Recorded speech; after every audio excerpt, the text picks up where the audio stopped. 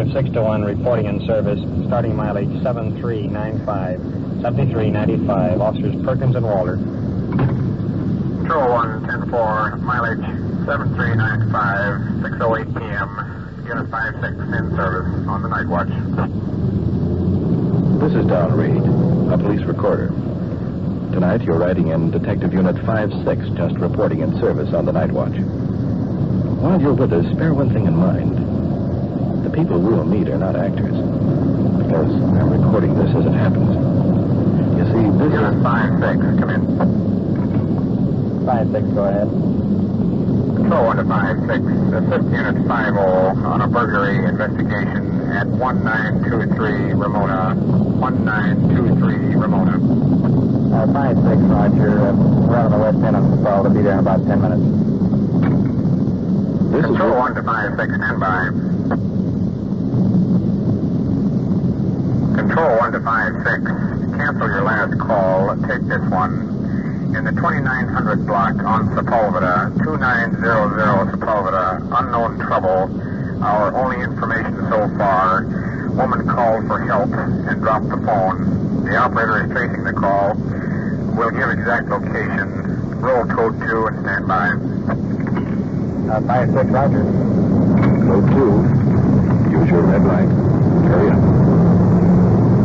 As I was saying, this is it. This is real. This is Nightwatch.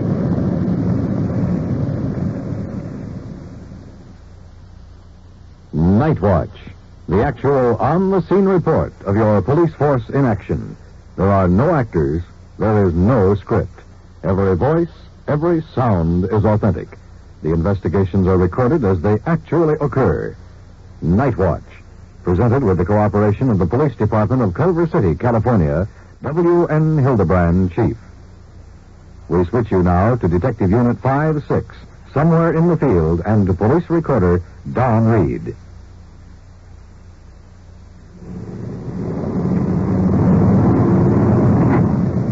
We're southbound on Sepulveda, about the 2000 block, so in a matter of seconds we'll cover that remaining distance.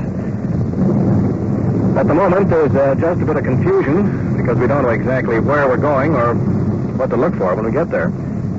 As soon as the telephone company can pinpoint that call, Control 1 will radio us. Now, at the present time, we just have the approximate location. I was just thinking, a couple of weeks ago, we answered a similar call. A woman was calling the station about a dog license and suddenly dropped the phone and screamed. Seems the roast was burning and she forgot to hang up the phone. Hold on, we're going to flip a turn. Sometime before that, we had the same deal. This time a man shot himself. That's what they mean, unknown trouble. Can't be anything. We're in the immediate area now. Slowing down. Checking the houses as we go. So far, nothing unusual.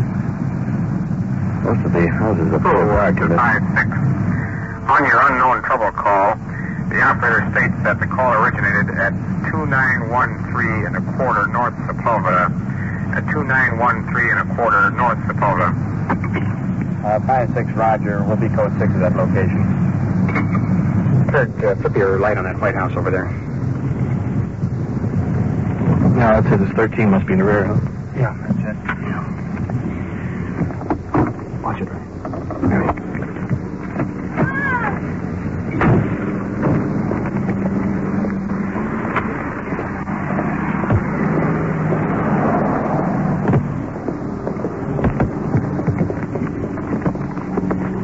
House in the rear.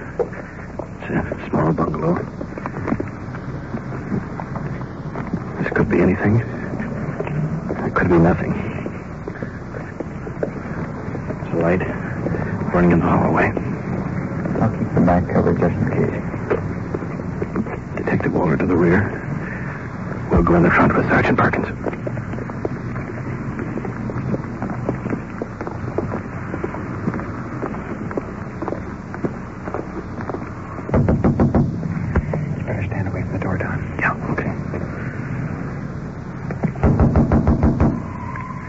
Officers, open up, will you, please?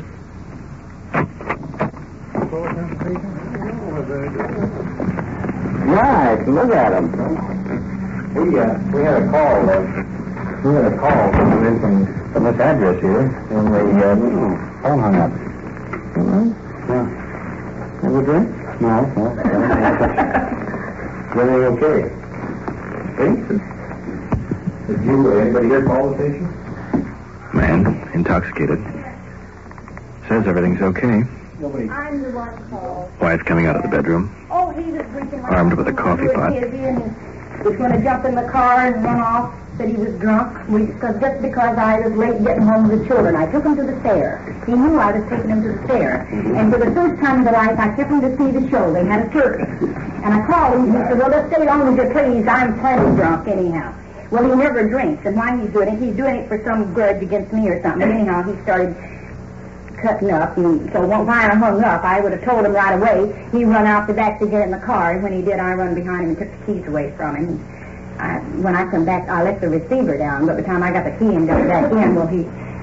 No, we had the operator trace. Yeah, I knew you would. I knew you'd be up. I thought you would. I waited. I didn't pull my clothes off until later. I thought you would trace it and come on. Is everything okay? Yeah, it's okay now. He's quieted down. Everything under control. Well, he better be. I'm beating. He didn't think I'd call you. First time we've been married 15 years, and the first time he ever pulled something like that. And I mean, it's nothing. He knew where we were, and he, when you go to that fair, you can't go down there and get back. We didn't get away from here at 11 o'clock, and then the show doesn't even start till 8 o'clock, and we didn't even stay for all of it. We left and looked at the fireworks on the way to the car. Everything's okay now? Yeah. Okay? Yeah.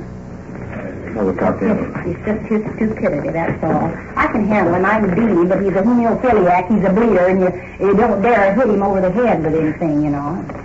Let's go in the front room. Husband slumped in chair. I'm sorry about it. Several empty whiskey bottles on the table. I'm just having a good time. You don't normally drink. No. What's the reason? It's here from 6 to 1 in the morning. Nobody shows up. You think you got a drink or something. You weren't going to go take your car out someplace, were you? No, you're going to get drunk. Get drunk? I'd hate to see you getting right. I'm not drunk. No, but you've been drinking heavily. I've been drinking since 6, if that's what you call handle it. How much you been drinking? What's on the counter out there? Well, as long as you stay in your own home and... I didn't even know she called you guys. Well, don't go out and get in the car, though. Stay inside, okay? Okay. And no trouble. No trouble. All right. I'm sorry it's bothered you. No, it's not bothered. We'll see you later. We'll see you later. Bye-bye.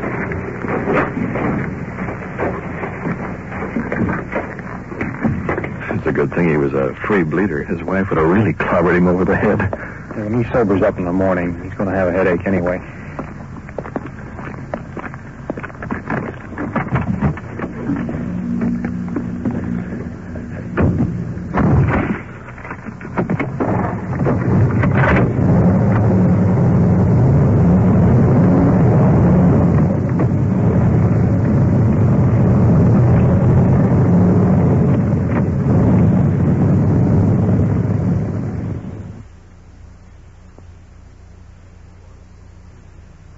Listening to Nightwatch and following the activities of a detective unit on its tour of duty. Remember, the people and sounds you are hearing are real, and the investigations are recorded in the field as they actually occur. We'll bring you the final results of tonight's action at the conclusion of Nightwatch. Each year, more millions of children throng into schools already overcrowded. If your child is to have the education you want for him, it is up to you and the fellow parents in your community to make sure your school is equal to its job. Your efforts, and only yours, will guarantee an up-to-date school for your children. And now we switch you to Detective Unit 5-6, somewhere in the field, and your police recorder, Donn Reed.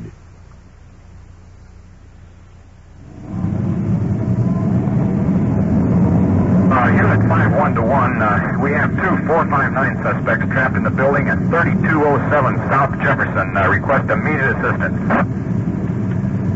Control 1-5-1, stand by.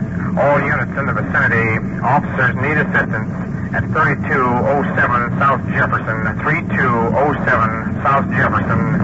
2459 suspects in the building now. Code 2. 5-1, 10-4. 5-6-1, Roger. We're rolling on the car. We'll approach from the north side.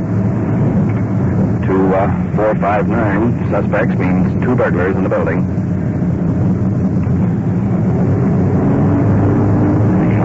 Very high rate of speed. Recognize that address. Had an attempt burglary there a few weeks ago. It's a large bottling plant scattered over several acres. Apparently one of our uniform cars has 2 suspects trapped. And knowing this layout, every second counts. There's 1,000 places to hide. The other units answering this call will be coming in with just a red light. We haven't far to go, so we didn't take our red lens out of the glove compartment. Under normal conditions, detective units don't leave the red lens on. It's detachable. Matter of a couple more blocks now. Hold on, we're going to flip one. This is the unknown element. What's happened? Are they still there? Have they slipped out? Are they armed?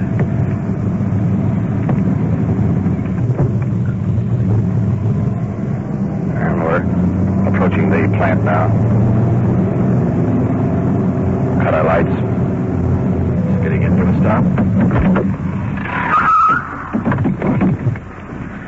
Uniformed officer guarding the door. Guns are out of holster. Fingers on the safety catchers. Let's go. Burglar trapped in the building. He just started hammering on the safe in there, and we heard him as he come up. He's in here somewhere. Yeah, he hasn't had a chance to get away. I don't think we can find a light switch. All right, here's your picture. Hammering on the safe. We're out in the dark yard now.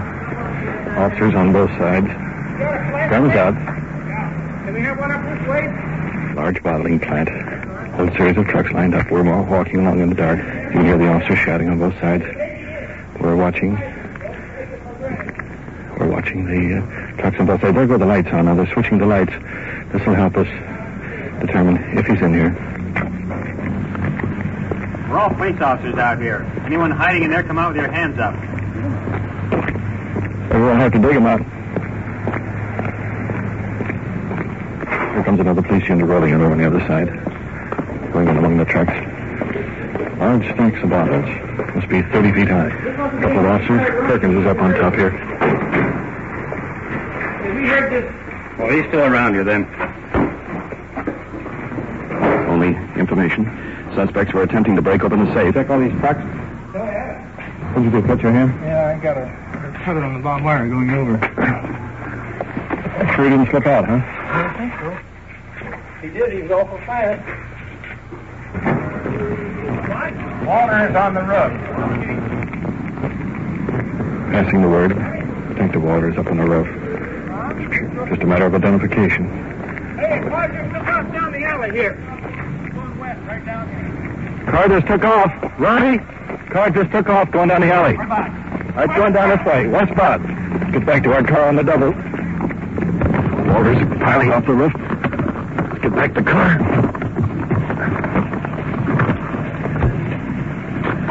Sergeant Perkins driving.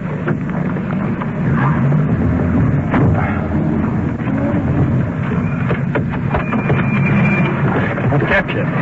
Well, that post I used to get up on the roof? Yeah?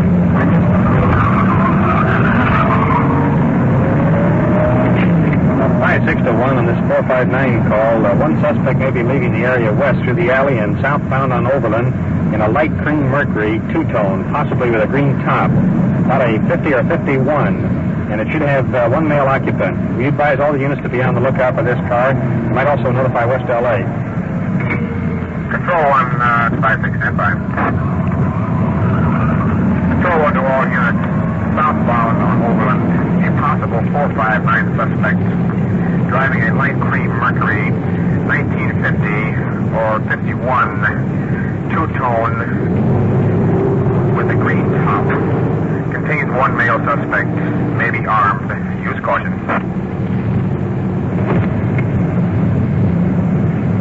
We're skirting the plant to get on the road taken by the suspects heading south.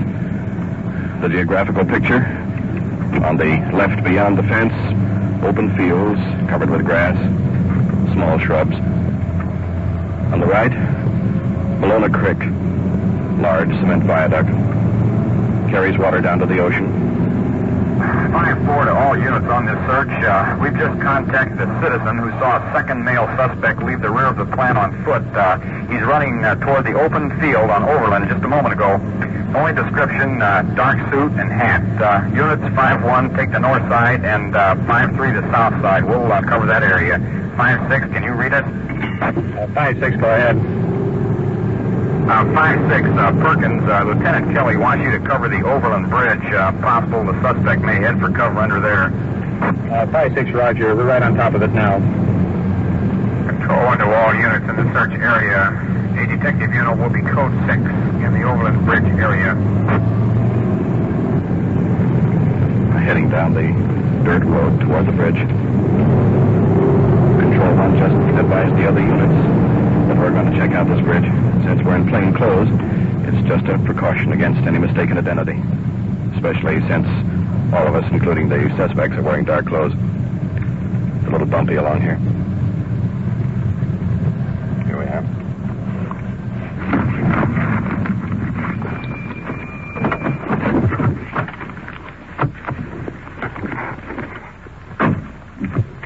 Perk, you want to check out the creek bottom, and we'll take the girders over here by the bridge. Okay, Perk. Well, let's make our way down now onto this bridge, going down the side of the creek, right down the side of the mountain. Way in the background, calls to coming over our speaker. We're getting quite a ways from them now. Making our way down through the dark. Frogs off there along the creek bed. Boy, it's dark out here. I dare put a flashlight on. At the moment, get a chance to look under there. Should we flush him out? The eyes wouldn't be accustomed to the light. In the second place, you're liable to get shot. And tomorrow's my day off. Now we're in a cemented area, going down on the bridge. It's dark, pitch dark under here. Hold on, here we go. Under the steel girders. Now we can use a flashlight. Sergeant Perkins off way up, climbing on the overhead beams. See if anyone could be up under there. Up about 50 feet up above us. There's a car chute over the top of our heads here with these overhead beams, making our way along. Now we're on the other side, and we're out in the open now. Along the creek, probably can hear the water moving on out toward the ocean. Perkins over on the left. He's got his light out, checking some small shacks, wood piles. Well, I guess this is what they call legwork in the business. Let's go back and make our way underneath here again. Down in the dark cavern underneath this bridge. We're being crossed. Very difficult to walk. It's about a 45-degree angle.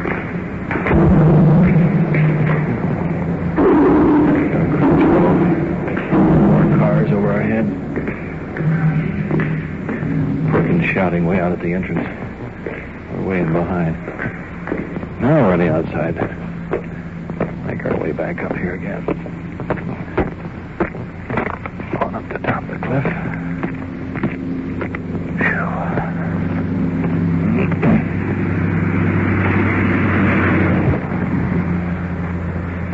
Well, I know why I joined the Air Force in the last war.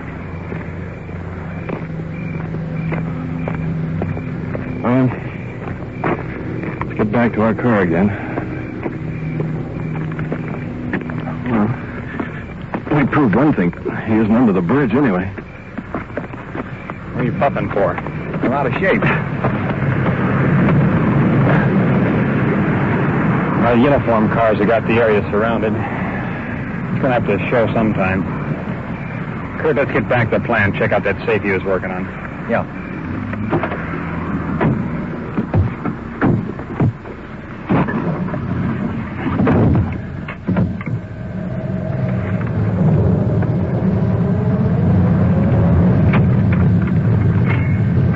To Control 1, on this safe job down here, suggest you have the officers making the report make a notation that any information regarding the suspects or the suspect's car be kept out of the newspapers. Control 1 to 5610-4. We'll make a notation to that effect. KMA 8394. Well, the object of that, of course, was to keep what information we do have out of the newspapers so that the suspects will not have any advantage. Now, let's get back to the plant and check out that safe.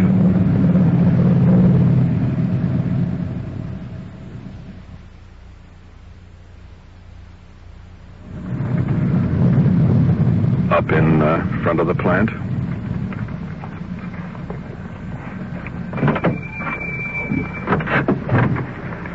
Bring my flashlight, will you, Kurt? Okay.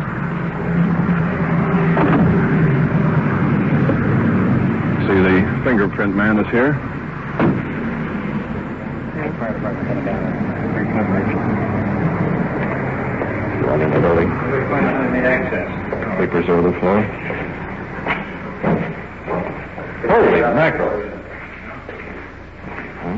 Here's the picture.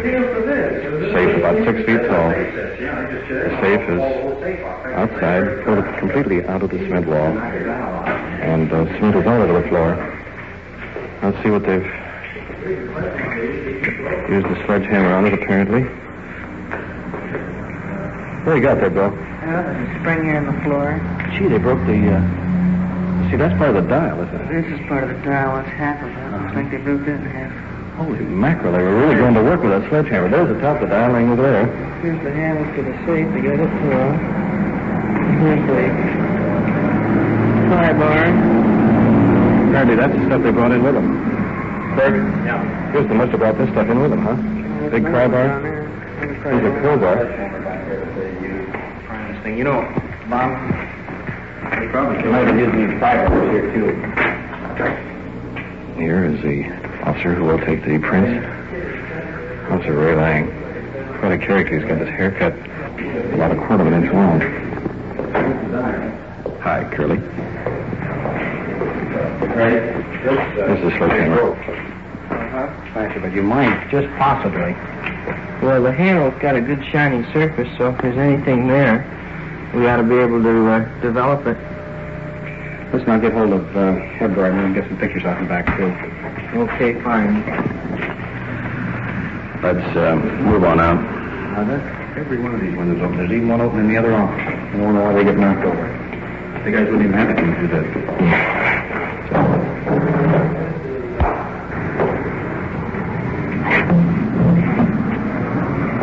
I guess that does it here. Walter, Perkins, heading for the car.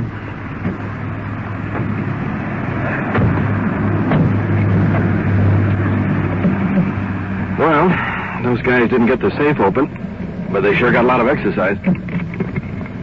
So we didn't get them tonight. They didn't get the money either. Gentlemen, I say we should orange a cup of coffee. Anybody with me? Buying? Yeah, I'm buying. I can use some coffee.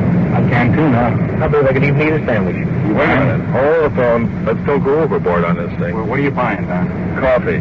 Coffee? Yeah. Well, that's better than nothing. Go have coffee. Yeah, I'll have that. Good. Go to the place where we get it free, will you?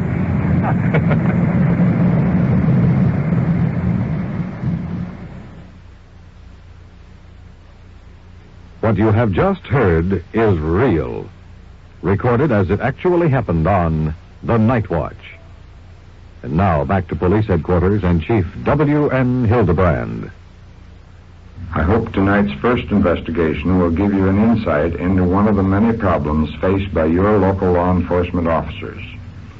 When they entered the house on the trouble call, they had to be prepared for any emergency. In reality, it was nothing more than a family quarrel.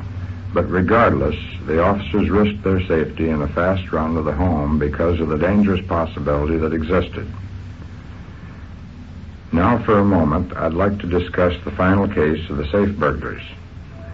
In a fiction program, the suspects would have been apprehended. But Nightwatch is real, and in real life, the suspects are not always captured immediately. For example, several important clues as to the suspect's identity were censored out of tonight's broadcast. Considerable progress has been made on the case after many hours of legwork and long stakeouts. However, in the interest of security, up to this moment, no further facts can be revealed. In writing the Nightwatch, remember you're listening while it happens. A police officer in the field must make a decision now. He has no way of determining the outcome in advance.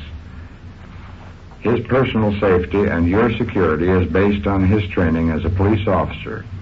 To help understand these problems is the reason for Nightwatch. Thank you, Chief Hidebrande. You have been following the on-the-scene reports of your police force in action. Every voice, every sound has been real. Nightwatch, brought to you through the cooperation of the Police Department of Culver City, California, is produced by Sterling Tracy and Jim Hadlock, with technical advice by Sergeant Ron Perkins, and is described in the field by police recorder Donn Reed.